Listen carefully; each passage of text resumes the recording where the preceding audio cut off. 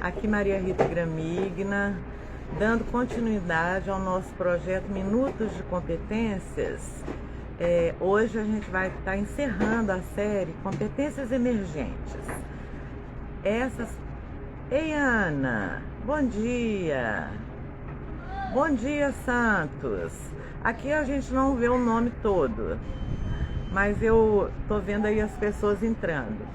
E eu tô falando que hoje a gente termina a série Competências Emergentes com a sexta competência, que é a inteligência cultural e diversidade. Esse projeto, gente, ele surgiu em maio, quando eu comecei a fazer lives aleatórias. E aí eu fui consultando, fazendo enquetes e vendo assim, quais os temas que as pessoas do nosso métier, né, que é gestão de pessoas, desenvolvimento de pessoas, mentoria, coaching, treinamento, formação, que temas vocês teriam mais interesse.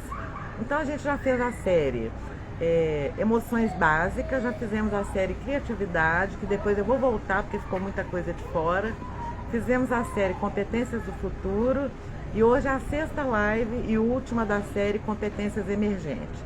Muito bem, essas competências emergentes, elas surgiram no Fórum Econômico Mundial de 2014. O que aconteceu?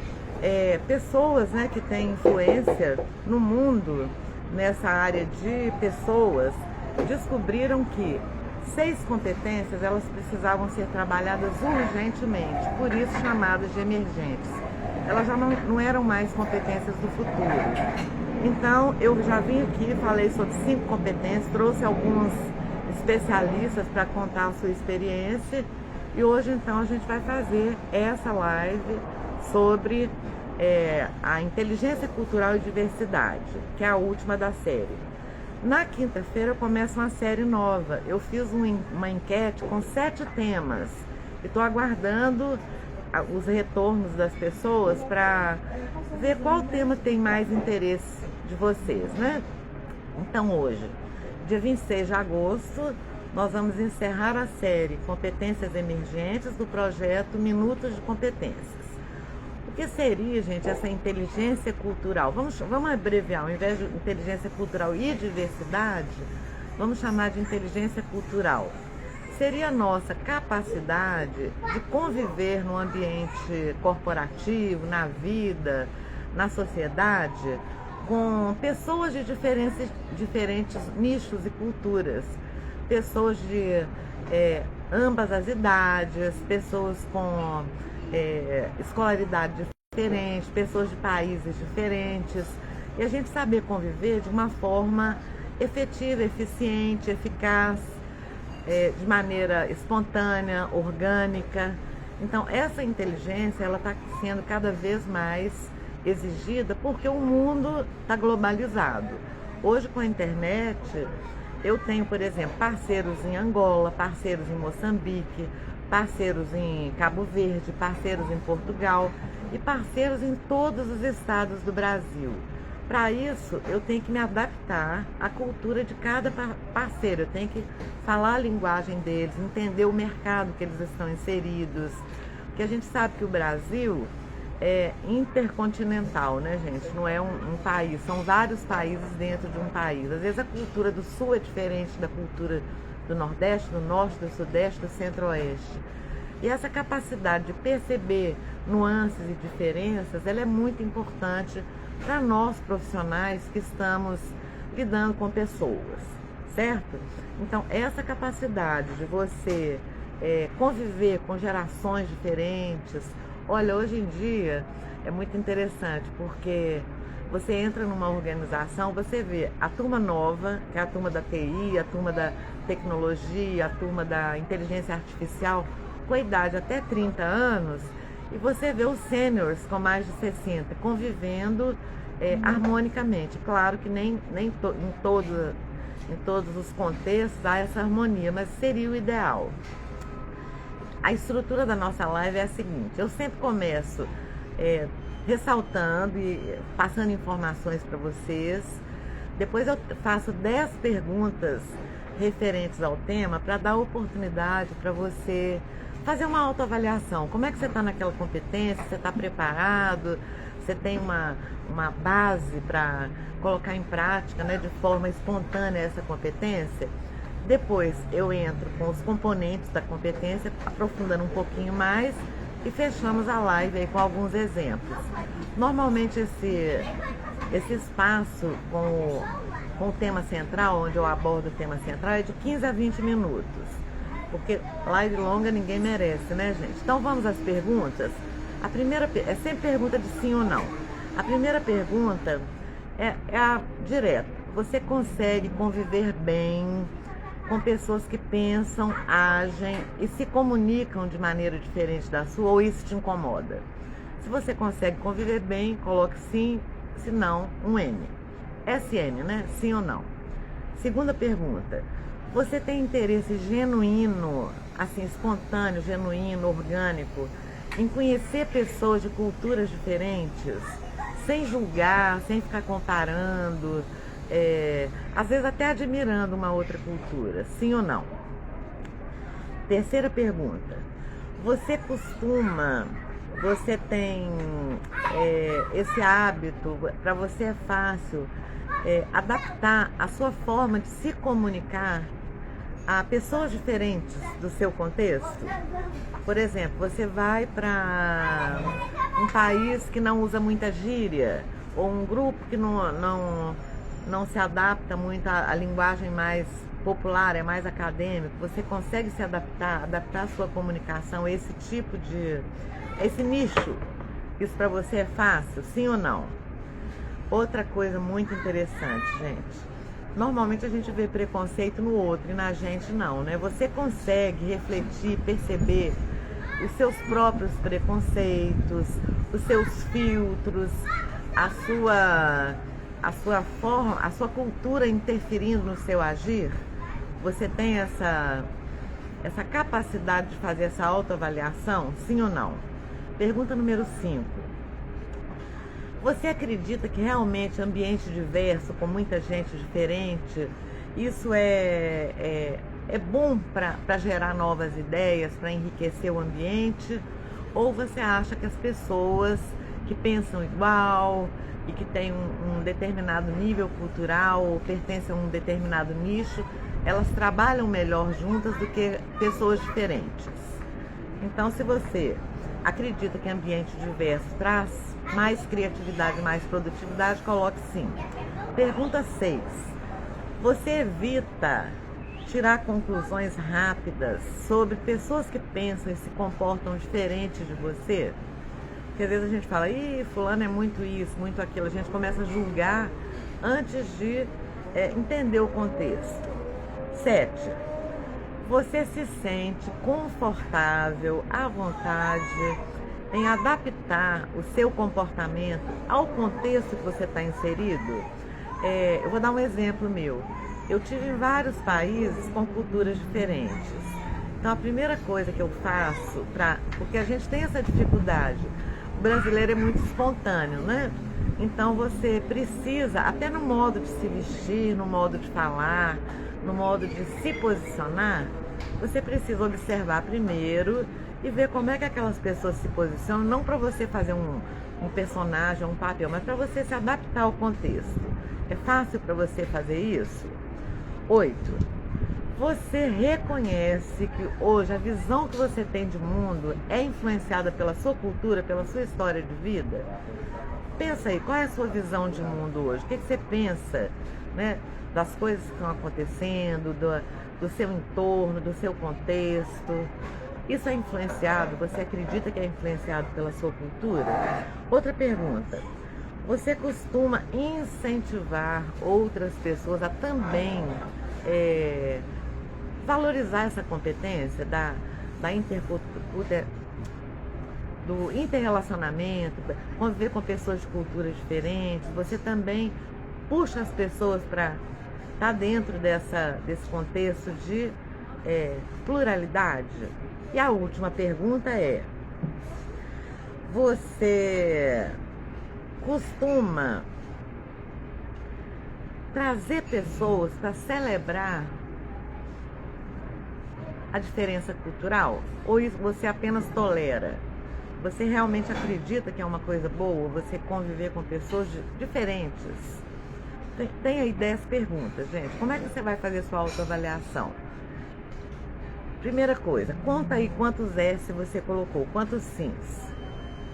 Opa, chegou mais gente. Ei, Tânia, bem-vinda. Tânia Calil chegando. Tânia participou de uma live excelente com a gente. Depois vocês vão no YouTube, gente. É a live de autogestão e bem-estar. A Tânia é especialista em mindfulness e autocompaixão. Olha, foi super elogiada a live. A Tânia trouxe algumas informações super importantes para a gente conseguir estar bem conosco através de técnicas, autocontrole. Bem-vinda, Tânia. Bom, eu estava falando então que quem marcou 7 sims ou mais é uma pessoa que está preparada a conviver, né, nesse momento com esse ambiente plural. Uma pessoa que se sente à vontade, organicamente ela já vai fazendo contatos, vai fazendo parcerias, conexões. Se você está entre 5 e 6, você está na média, igual a maioria das pessoas. Ou seja, às vezes você se sente à vontade, às vezes se sente um pouco incomodado em estar num ambiente com pessoas que pensam diferente de você. Abaixo de 5, gente, cuidado, trate bem dessa competência, que ela está super demandada agora. A gente está num mundo globalizado, onde você precisa, principalmente quem está em posição de liderança, precisa saber conviver com pessoas de outras culturas, né? Às vezes o resultado da sua empresa, da sua equipe ou do seu negócio depende de você ter essa parceria consolidada com pessoas de outras culturas. Eu vou falar para vocês agora uma coisa muito importante para a gente entender essa competência. Ela tem 5 componentes que a gente tratou nessa enquete de 10 perguntas. O primeiro componente não tem uma importância não, todos são importantes. O primeiro componente é a consciência cultural. O que é a consciência cultural, gente? É você ter a certeza que nem todo mundo pensa igual você. Pessoas pensam diferente, pessoas agem diferente, pessoas têm valores diferentes, têm posicionamentos diferentes, posicionamento em todos os nichos, político, religioso, social. Então, é necessário que a gente respeite o posicionamento dos outros. Você não precisa concordar. Por exemplo, eu posso ter um valor que é meu e uma pessoa que convive comigo profissionalmente tem valores diferentes. Desde que não sejam valores destrutivos, eu tenho que respeitar o valor do outro, certo? Então esse é o primeiro componente da inteligência cultural e da diversidade. O segundo, empatia e curiosidade, gente. Você precisa saber entender o que o outro está sentindo, o que o outro está pensando, por que ele pensa daquela maneira. Eu falo que assim, é muito difícil você se colocar no lugar do outro, mas é interessante você se colocar ao lado, pelo menos. Bom, se essa pessoa está caminhando aqui, quais são as dificuldades que ela tem, não é isso? Obrigada, chegou meu café, gente. Curiosidade, saber quais os interesses daquela pessoa, o que vai bater, né, o que faz sentido para outra pessoa. Isso tudo te ajuda a ter uma boa comunicação, ter uma boa convivência. Deixa eu pegar meu cafezinho aqui, gente, e colocar um açúcar nele. Ih, ele não trouxe açúcar, não. Trouxe um negócio que eu detesto, que é isso aqui, ó. Mas eu vou tomar com adoçante. É bom. Aí, ó, tá vendo? Tô fazendo uma coisa diferente. Então, essa empatia e curiosidade, ela é muito importante para você estabelecer um vínculo com pessoas diferentes. Respeitando, respeito acima de tudo. Outro componente dessa competência é adaptação de comportamento e adaptação de linguagem. Olha como que os componentes se interligam. Bom, para você se adaptar, você precisa compreender o outro, que é o que a gente falou antes. Você precisa ter empatia. E aí você vai se adaptando, sem você perder a sua essência, sem perder o seu jeito de ser, e você vai se aproximando dessas pessoas. Outro detalhe, linguagem. Gente, a linguagem nada mais é do que uma comunicação que o outro entenda. Usar uma linguagem que seja bem aceita pelo outro. Ontem eu estava vendo na internet, eu sigo algumas pessoas que falam sobre comunicação, porque é a minha principal ferramenta, é a minha comunicação. Algumas coisas eu estou aprendendo com os outros, por exemplo, você chegar se desculpando, tá? Não é uma boa comunicação, não é uma boa linguagem. Olha, você me desculpe, mas por exemplo, eu chego 5 minutos atrasada numa reunião, que brasileiro tem essa mania de chegar atrasado. Se eu chegar me desculpando, eu chamo atenção para o meu erro. O que eu faço? Eu agradeço. Agradeço por me esperarem. Vamos começar? Não dá muita... Sabe, essa comunicação assertiva, ela vale também nesse relacionamento com pessoas de culturas diferentes. Outro componente... autoconhecimento e humildade. Gente, eu não sou melhor que ninguém, a minha cultura não é a mais maravilhosa do que a outra, eu não sei mais que o outro, eu posso ter 10 saberes e o outro ter 10 saberes diferentes. Então, cada um de nós carrega o nosso potencial, a nossa história, a nossa vivência. Você ter essa humildade de perceber que você sempre pode aprender com o outro é muito bom. Gente, eu aprendo com todo mundo. Vou contar para vocês de onde vem isso. Eu sou filha de pais do Nordeste. Meu pai, ele foi aquela pessoa que ele foi seringueiro quando era jovem. Quando ele tinha 17 anos, uma família do Rio de Janeiro viu que ele tinha um potencial, gostou dele, falou, olha, aí conversou com os pais, né, os meus avós. A gente podia levar o seu Miranda, né, que era meu pai chamava Eliseu, vamos levar o Miranda para o Rio para ele estudar e tal, porque ele não tinha condições de estudar. E ele se mudou então do sertão do Nordeste, aquele lugar que não tinha nada, para o Rio de Janeiro. E ali ele foi ficando. Minha mãe era filha de espanhóis e, pelo que eu fiquei sabendo, que eu não conheci meus avós, eles eram muito bem sucedidos na Espanha, vieram para o Brasil, então ela era uma pessoa muito sofisticada. Fiquei sabendo que ela andava a cavalo, com aqueles chapéus e tal. E os dois se encontraram, eles trabalhavam na Singer. Então eu convivi com uma cultura de uma pessoa sofisticada e uma cultura de uma pessoa muito simples. Então, de onde vem a minha facilidade em lidar com pessoas diferentes? Convive desde criança com uma pessoa que punha a mesa com talheres e tal, e uma pessoa que estava acostumada a comer no Nordeste com a mão, sabe? Então você vai se adaptando. E os dois se deram muito bem, cada um com histórias e culturas diferentes. Então também pesquise de onde vem o seu posicionamento hoje. Ei, Ângela, bom dia, chegou a Ângela. Pesquise de onde vem os seus valores, o seu jeito de ser. Geralmente da história de vida a gente aprende algumas coisas que também pode desaprender, né? Se for uma coisa que está te prejudicando. O último componente dessa competência é saber valorizar a pluralidade. Porque não adianta você conviver bem, mas você se sentir superior. Então, valorize aquilo que você pode aprender com o outro, que tem uma cultura diferente. Estimule as pessoas que estão no seu entorno a também valorizar essa pluralidade. Gente, a coisa melhor do mundo, sabe o que é? Eu falo que eu já não sou terceira idade, não, eu tô na quarta idade. Mas eu convivo com gente da quinta idade, 90 anos, e convivo com gente adolescente de 15, 16 anos, e todas têm para ensinar. O adolescente com a sua curiosidade, seu jeito de ser, sua espontaneidade, e os de 90 anos com a sua vivência, com a sua sabedoria. Então, se você consegue valorizar todas as gerações, todas as culturas, tudo aquilo que as pessoas trazem para você, você só vai ganhar com isso, não é? Eu vou dar alguns exemplos. Vamos imaginar que você é um líder de uma equipe. E a sua equipe, ela é formada por colaboradores de gerações diferentes, locais diferentes, regiões do país diferentes.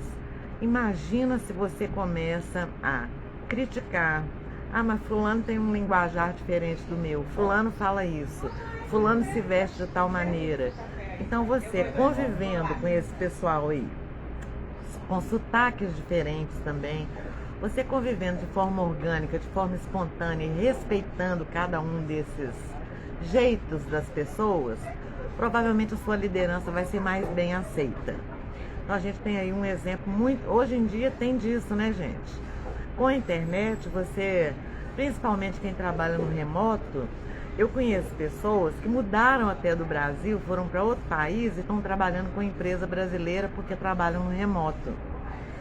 Você pode trabalhar de casa, você pode pleitear um emprego estando no sul do país e o emprego é no centro-oeste, porque tudo está muito fácil, né? A comunicação via internet está muito fácil. Então é muito provável que as lideranças de hoje tenham equipes multiculturais, porque está mais acessível você entrar numa empresa. Antes era assim, você ia na Uzi Minas, que é de Minas Gerais, você só via mineiro, um ou outro de fora. Aí você tá aqui na Bahia, você vai na... Deixa eu lembrar de uma empresa daqui da Bahia. Bahia Gás. Quem fazia... quem trabalhava na Bahia Gás era mais baiano. E daí pra frente, tá? Cada estado, 99% das pessoas eram do local. Olha, eu fiz um trabalho na Vale de Moçambique e eu fiquei impressionada, gente, como que eles são multiculturais. Por exemplo, a Vale é uma empresa brasileira que estava lá, agora já saiu, porque foi vendida. Mas não era todo mundo que era da diretoria que era brasileiro. Você tinha americanos, moçambicanos, pessoas de outros países da África, pessoas do Brasil, na liderança. Quando eu entrei em sala de aula, eu via gente de vários... Teve uma turma que foi muito engraçada, gente. Eu não sabia, eu não sei inglês, né? Eu sou semi-analfabeta, que eles falam que quem não sabe inglês é semi-analfabeta. Eu não sabia. Fui fazer 4 turmas, acabei fazendo 24 turmas. E teve uma das turmas que era dos diretores. E todos eles só falavam inglês. Eu falei, e agora? E aí a gente conheceu a minha parceira hoje, ela fala inglês muito bem.